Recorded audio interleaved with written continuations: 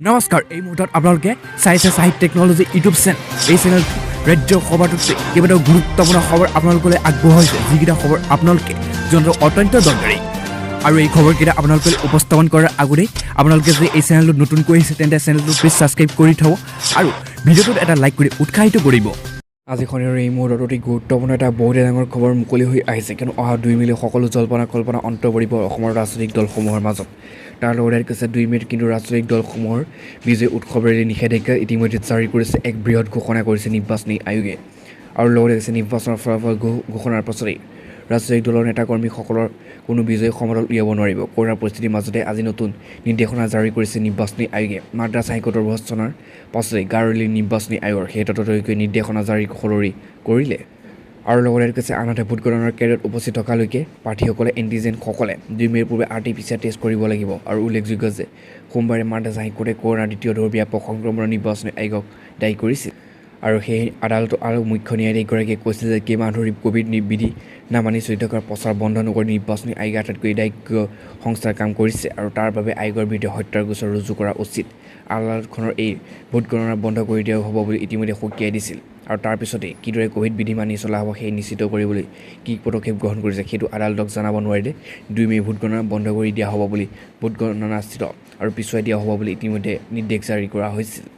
আৰু মাদ্ৰাছ হাইকোৰ্টৰ এনে কঠোৰ স্থিতিৰ পিছতে মঙলবাৰে নিৰ্বাচনী আয়োগে ততাতৈয়াকৈ বিজয় উৎসৱ নিষিদ্ধ কৰাৰ নিৰ্দেশনা জাৰি কৰিছে আজিৰ এই মুহূৰ্তত অতি গুৰুত্বপূৰ্ণ এটা বহুত ডাঙৰ খবৰ মুকলি হৈ আহিছে কিয়নো কোভিডৰ বিৰুদ্ধে এতিয়া যুঁজিবলৈ অসমত মাত্ৰ এসপ্তাহৰ সামগ্ৰী আৰু ভেকচিন উপলব্ধ আছে কিয়নো কৈছে মজুত আছে 4 লাখ ভেকচিন আৰু মজুত আছে 12,000 ৰিমাইণ্ডাৰ চিফ আৰু এই কথা স্পষ্ট ঘোষণা মন্ত্ৰী হিমন্ত বিশ্ব শৰ্মাৰ কিয়নো কোভিডৰ বিৰুদ্ধে যুঁজিবলৈ ৰাজ্যত এসপ্তাহলৈ কোনো সমস্যা নাই কিন্তু 7 দিনৰ বাবে ৰাজ্যত মজুত আছে অক্সিজেন আৰু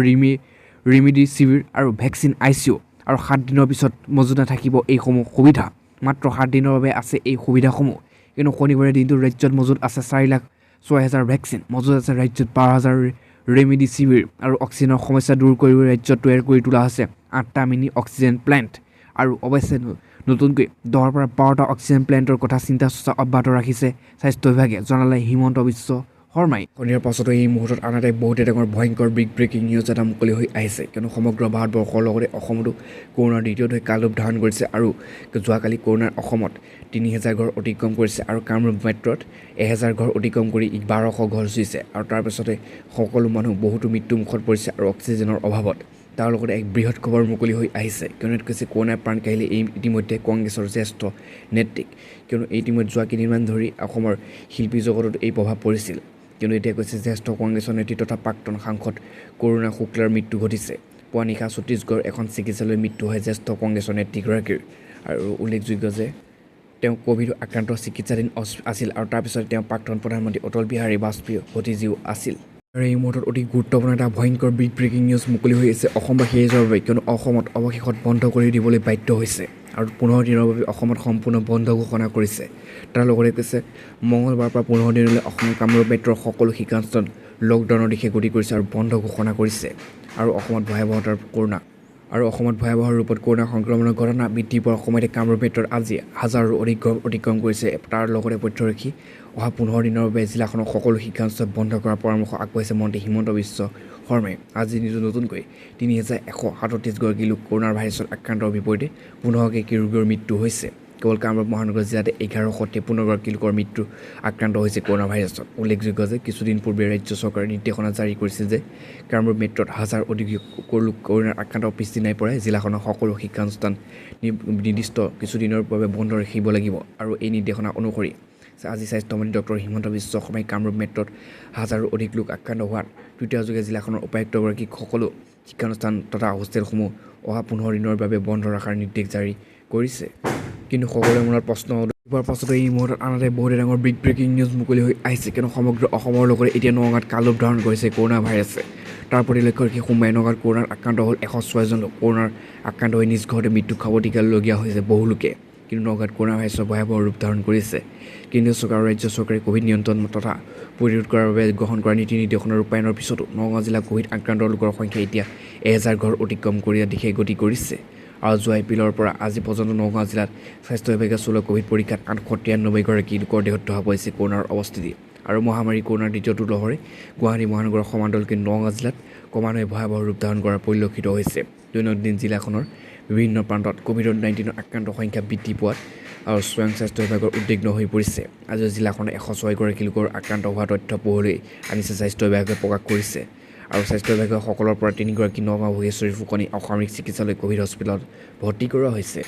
আৰু এই ভাইৰাছৰ ফলত নগাঁও জিলাত নিজৰ ঘৰতে মৃত্যুক খবৰ দিবলগীয়া হৈছে কৰোনা ভাইৰাছৰ ফলত। আজি পোৱাৰ পাছতো অতি ভয়ংকৰ বিগ ব্ৰেকিং নিউজ এটা মুকলি হৈ আহিছে, কিন্তু অৱশেষত এক চূড়ান্ত সিদ্ধান্ত গ্ৰহণ কৰিছে চৰকাৰে। তাৰ লগতে কৈছে কেইবাখনো চহৰত বলবৎ সাপ্তাহিক লকডাউন ইতিমধ্যে ঘোষণা কৰিছে চৰকাৰে। আৰু ইয়াত প্ৰথমতে কৈছে ক'ভিডৰ সময়ত কেইবাখনো চহৰত এতিয়া সাপ্তাহিক লকডাউন ঘোষণা কৰিছে বাধ্য হৈছে অৱশেষত চৰকাৰ। লগতে কৈছে দেশত অনিয়ন্ত্ৰিত কৰোনা ভাইৰাছৰ সংক্ৰমণ আৰু বৰ্ধিত কৰোনা চেইন ৰুধিবলৈ কঠোৰ হৈছে এতিয়া প্ৰশাসন চৰকাৰ। আৰু তাৰ প্ৰতি কৰোনাৰ ভয়ংকৰ ৰূপ ধাৰণ দেখি দেশৰ কেইবাখনো চহৰত ইতিমধ্যে বলবৎ কৰা হৈছে সাপ্তাহিক লকডাউন। আৰু এইকেইখনৰ শীৰ্ষত আছে ভুৱনেশ্বৰ, বেংগালুৰু, পুনেত বন্ধ হৈ পৰিছে জনসাধাৰণৰ জনজীৱন যাত্ৰা। লগতে ভুৱনেশ্বৰৰ লগতে উৰিষ্যাৰ কেইবাখনো চহৰত এতিয়া সাপ্তাহিক তলাবন্ধ ইতিমধ্যে স্পষ্ট ঘোষণা কৰিছে। আৰু বেংগালুৰুৰ লগতে সমগ্ৰ কৰ্ণাটকতো বলবৎ সাপ্তাহিক লকডাউন। সেয়ে এই মুহূৰ্তত বহুতে ডাঙৰ সমগ্ৰ দেশতে এখন ৰাজ্যতকৈ ভয়াৱহ ৰূপ ধাৰণ কৰিছে আৰু এফালৰ পৰা লকডাউন ঘোষণা কৰি আহিছে চৰকাৰসমূহে। আৰু তাৰ ফলতে অসমতো এতিয়া কৰোনাৰ ঘৰ 2000-3000 ঘৰ চুইছে। আৰু এতিয়া মুখ্যমন্ত্ৰী ঘোষণা কৰিছে যে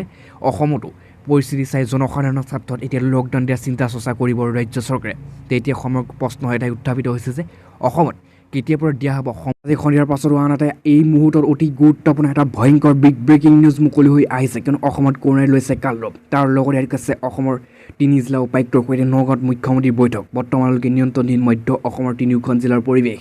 কিয়নো এই মুহূৰ্তত অতি ভয়ংকৰ খবৰ হৈছে গুৱাহাটী, নগাঁৱকে ধৰি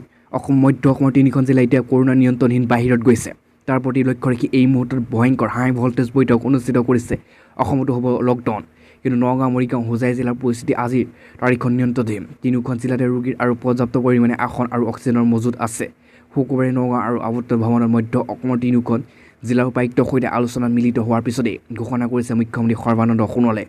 মুখ্যমন্ত্ৰীগৰাকীয়ে লগতে কৈছে যে এতিয়ালৈকে 3খন জিলাৰ 50জন ৰোগী চিকিৎসাধীন হৈ আছে। ইয়াতে হোজাই জিলাৰ 28জন, নগাঁৱত 22জন, মৰিগাঁৱত 4জন ৰোগী চিকিৎসাধীন হৈ আছে। আনহাতে সহযোগিতাৰ বাবে ৰাইজক ধন্যবাদ জনোৱাৰ লগতে মুখ্যমন্ত্ৰীগৰাকীয়ে কৈছে যে সকলোৱে কোভিড বিধি মানি পৰিষ্কাৰ পৰিচ্ছন্ন হৈ থাকিলে লকডাউন কোনো প্ৰয়োজন নহ'ব। কিন্তু অৱশেষত আনহাতে মুখ্যমন্ত্ৰীগৰাকীয়ে পূৰ্বৰ সময়ছোৱাত সাংবাদিকসকলৰ সহযোগিতা ধন্যবাদ জনোৱাৰ লগতে পৰিস্থিতি ৰাইজক আৰু সজাগ সচেতন কৰি সাংবাদিক মাধ্যমৰ ওপৰত অপৰিসীম বুলি অভিহিত কৰিছে। কিন্তু অতি ভয়ংকৰ কথাটো হৈছে যে উল্লেখযোগ্য যে 3খন জিলাৰ সাম্প্ৰতিক পৰিস্থিতি সন্দৰ্ভত বুজ ল'বলৈ অহা মুখ্যমন্ত্ৰীৰ সহযোগ আৰু জলসম্পদ মন্ত্ৰী কেশৱ মহন্ত, ৰাজ্যিক স্বাস্থ্য মন্ত্ৰী পীযুষ হাজৰিকা আৰু বিধায়ক ৰূপক শৰ্মাৰ উপস্থিত থাকে। কিয়নো এই মুহূৰ্তত বহুতে ডাঙৰ খবৰ পোৱাৰ পাছতো এই মুহূৰ্তত আনহাতে বহুতে ডাঙৰ বিগ ব্ৰেকিং নিউজ এটা মুকলি হৈ আহিছে। কিয়নো ইয়াত কৈছে আমি ওচৰে পাজৰে পাম আসন, হস্টেলিঙৰ কোনো প্ৰয়োজনেই নাই। পীযুষ হাজৰিকাৰ বিজেপি নেতাৰ স্পষ্ট মন্তব্য। কিয়নো কংগ্ৰেছৰ নাটকখন দেখি কংগ্ৰেছৰ প্ৰাৰ্থীসকলে এতিয়া সন্ধানহীন। আৰু অৱশ্যে 2-এজন কংগ্ৰেছৰ প্ৰাৰ্থীয়ে কৈছে এইকেইদিন অন্তত ভালকৈ খাবলৈ পাইছোঁ, শুবলৈ পাইছোঁ। নগাঁৱত এই মন্তব্য পীযুষ হাজৰিকাৰ। কিন্তু মন্ত্ৰীগৰাকীয়ে লগত কৈছে যে হস্টেলিঙৰ কথাই নাহে, আমি ওচৰে পাজৰে আসন পাম, আকৌ আমি ৰাইজৰ সেৱা কৰিম। আৰু লগতে শুকুৰবাৰে নগাঁৱত আৱৰ্তন ভৱনৰ মুখ্যমন্ত্ৰী সৰ্বানন্দ সোণোৱালৰ সৈতে এক বৈঠকৰ অংশগ্ৰহণ কৰিবলৈ আহি ৰাজ্যিক স্বাস্থ্যমন্ত্ৰী পীযুষ হাজৰিকাই অসমত পুনৰ মিত্ৰজোঁটৰ চৰকাৰ নিশ্চিত বুলি মন্তব্য কৰিছে। কিয়নো ইয়াত কৈছে মধ্য অসমৰ কোভিড পৰিস্থিতি বুজ ল'বলৈ অহা মুখ্যমন্ত্ৰীক সংগ দিয়াৰ পীযুষ হাজৰিকাই কংগ্ৰেছৰ হস্টেলিঙৰ আশংকাৰ বিষয়ে সাংবাদিকে সোধা প্ৰশ্নৰ উত্তৰত কৈছে যে আমাক ৰাইজে পুনৰ সেৱাৰ আগবঢ়াব সুযোগ ইতিমধ্যে দিছে। আৰু অৱশ্যে এইবাৰ বিজেপিয়ে কিয় মুখ্যমন্ত্ৰী প্ৰাৰ্থীৰ নাম আগতীয়াকৈ ঘোষণা নকৰিলে সেই সন্দৰ্ভত সোধা প্ৰশ্নৰ উত্তৰত পীযুষ হাজৰিকাই কৈছে যে আমি